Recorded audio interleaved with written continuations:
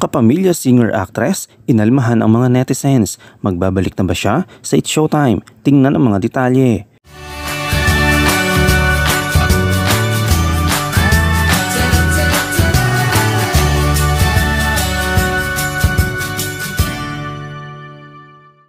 Walang gustong mga taong umaasa sa libre at aminado mismo si megastar Sharon Cuneta na pagod na siya sa feeling entitled ng mga kaibigan, fans at netizens.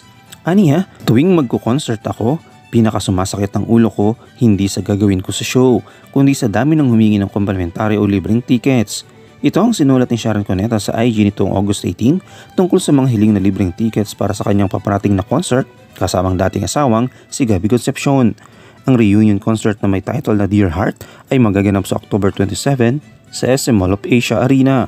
Sa concert, ang dating magkasintang artista sa pelikula at totoong buhay ay magpapamalas ng mga kanta mula sa kanilang mga sumikat na pelikula. Ibinunyag din nila ang mga awitin sa kanilang mga individual na career pati na rin ang kanilang mga personal na favorites. Ang pamagat ng concert ay kinuha mula sa pelikulang Dear Heart noong 1981 na nagtulak sa makabuluhang pagmamahalan ni Sharon at Gabby. Ipinaliwanag ni Sharon na mayroon lamang siyang limitadong bilang ng mga tickets na magbibigay na libre.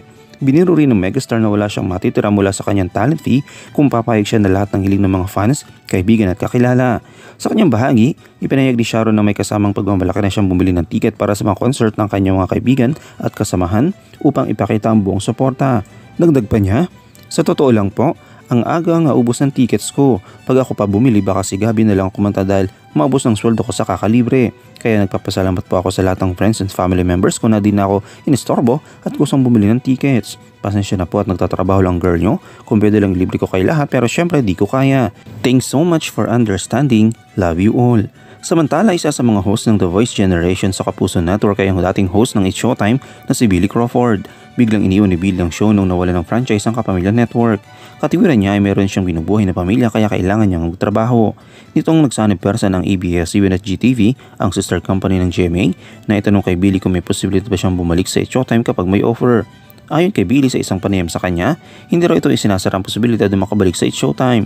Aniya, it doesn't matter, sa totoo lang, kung makapunta ako sa Showtime, makapunta ako sa Eat, Bulaga, at kung makapunta ako saan man, kasi yun ang promotions namin para sa proyekto namin. I go where work takes me. To be honest with you, kung saan ang trabaho doon ako. Maraming netizens ang nagsabi na hindi umano papayag si Vice Ganda na magbalik ang mga umalis ng mawala ng franchise ang ABS-CBN. Anong iyong komento kaugnay dito?